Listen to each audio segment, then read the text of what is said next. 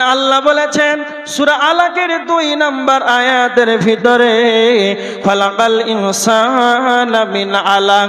আল্লাহ বলেছেন আমি মানুষকে সৃষ্টি করেছি জমাট রক্ত থেকে। এটাই শুধু শেষ নয়, সূরা দাহারের 2 নম্বর আয়াতের ভিতরে আল্লাহ বলেছেন ইন্না খালাকনাল ইনসানা মিন নুতফা। আল্লাহ বলেছেন আমি নিশ্চয়ই মানুষকে সৃষ্টি করেছি নুতফা থেকে। নুতফা থেকে, শুক্রাণু থেকে, পানি থেকে, বীজ থেকে আমি আল্লাহ মানুষকে সৃষ্টি করেছি। আপনারা অবগত আছেন সারা পৃথিবীর বুকে যতগুলো আল্লাহর সৃষ্টি রয়েছে সবচাইতে সুন্দরতম আকৃতি আবয়নকার, সুন্দর দেহকার, সবচাইতে আশরাফুল মাখলুকাত কে না তো মানুষ। আল্লাহ আমাকে আপনাকে পানি থেকে সৃষ্টি করেছে। খুব ভালো করে শুনেন, আল্লাহ বলছেন যে আমি মানুষকে সৃষ্টি করেছি শুক্রাণু থেকে, বীজ থেকে, পানি থেকে। এটা আবার কি করে হয়? এত সুন্দর আবয়ন আল্লাহ দিয়েছেন, এটা কি করে হয় যে পানি থেকে এত সুন্দর তৈরি হবে? যারা ছবি অঙ্কন করে তাদেরকে কি বলা হয়? যারা ছবি অঙ্কন করে ইংরেজিতে তাদেরকে আর্টিস্ট বলা হয়, বাংলাতে তাদেরকে চিত্রকার বলা হয়। সারা পৃথিবীর যতগুলো আর্টিস্ট রয়েছে, চিত্রকার রয়েছে, তাদেরকে যদি আনা হয়, তাদেরকে যদি খাতা দেওয়া হয়, পেন্সিল দেওয়া হয়, একটা গাধার ছবি অঙ্কন করতে যদি তাকে বলা হয়, গাধার ছবি অঙ্কন করে দেবে। আব্দুল কাইয়ুমকে যদি তার সম্মুখে দাঁড় করিয়ে দেওয়া হয়, যদি তাকে বলা হয় আব্দুল কাইয়ুমের মাথা থেকে পা পর্যন্ত এঁকে দাও, তা আব্দুল কাইয়ুমকে দেখে দেখে দেখে খাতা এবং রুলে যেন সে অঙ্কন করে দেবে। ঘটনাটি কেন আনলাম?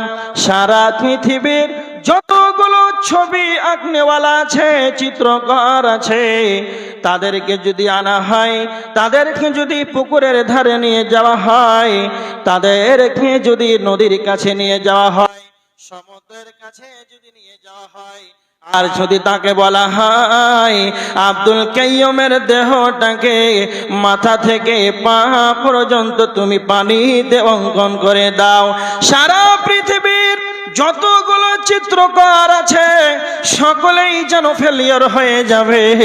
আব্দুল কাইয়ুমের দেহটাকে পানিতে কারো আঁকার যেন ক্ষমতা নাই।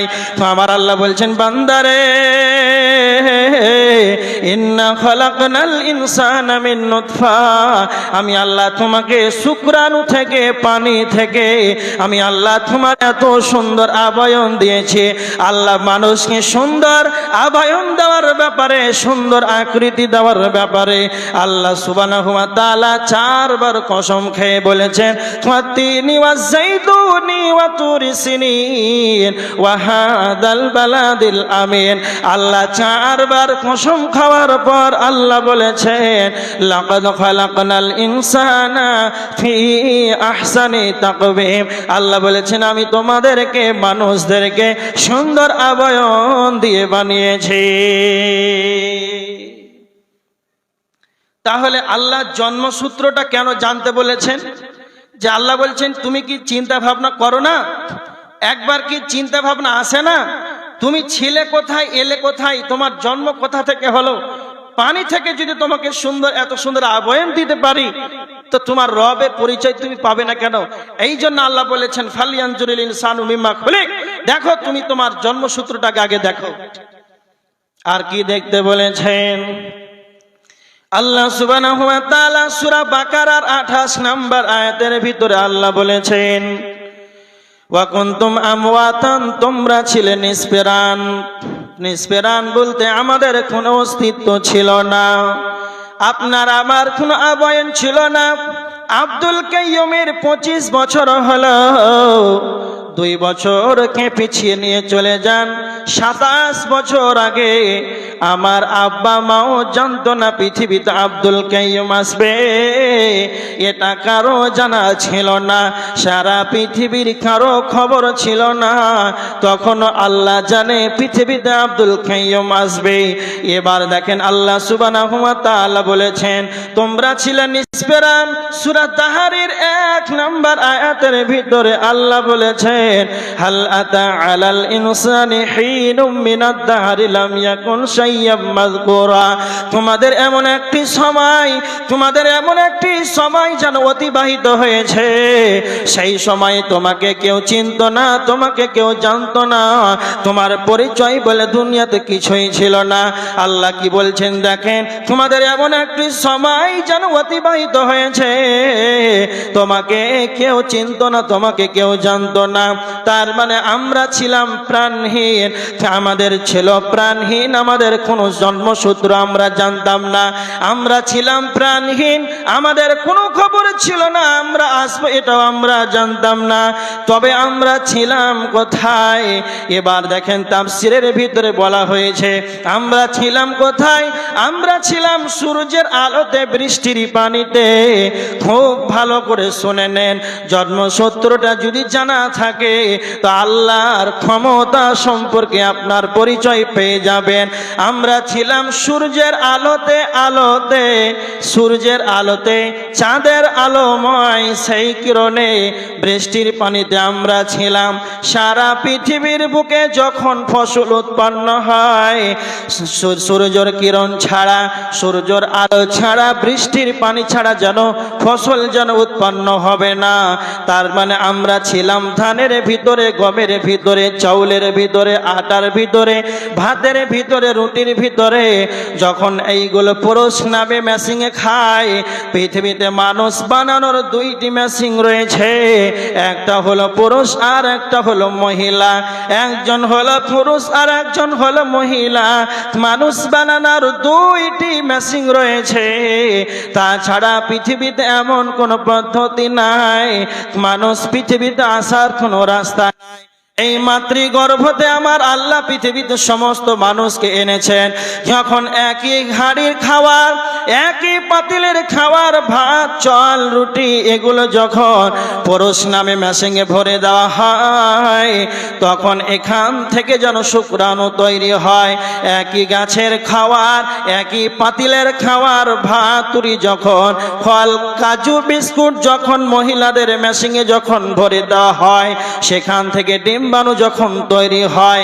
স্বামী স্ত্রী যখন দিনমোহর দেওয়ার পর হালাল পন্থায় যখন জিমা হয়, তখন স্বামী স্ত্রী একে অপরে যখন মেলামেশা করে, ডিম্বাণু আর শুক্রাণু যখন অ্যাপ্রোচিং হয়ে যায়, তো আমার আল্লাহ বলছেন, এবার ভালো করে দেখেন, মেডিকেল সায়েন্সরা বলেছেন যখন একজন পুরুষ আর মহিলা যখন সহবাস করে, তো মহিলা যখন সহবাস করে পুরুষের সঙ্গে, পুরুষের কতগুলো বীর্য বের হয়।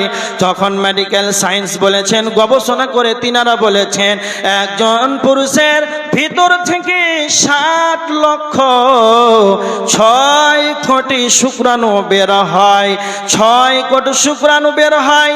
এবার ভালো করে শুনে নেন, তার মানে আল্লাহ আপনাকে এনেছেন 6 কোটির ভিতর থেকে, 60 লক্ষর ভিতর থেকে 5,99,000, 5,99,99,999টি, 5,99,99,999টি যেন গোসলের পানিতে যেন ধুয়ে মুছে চলে যায়।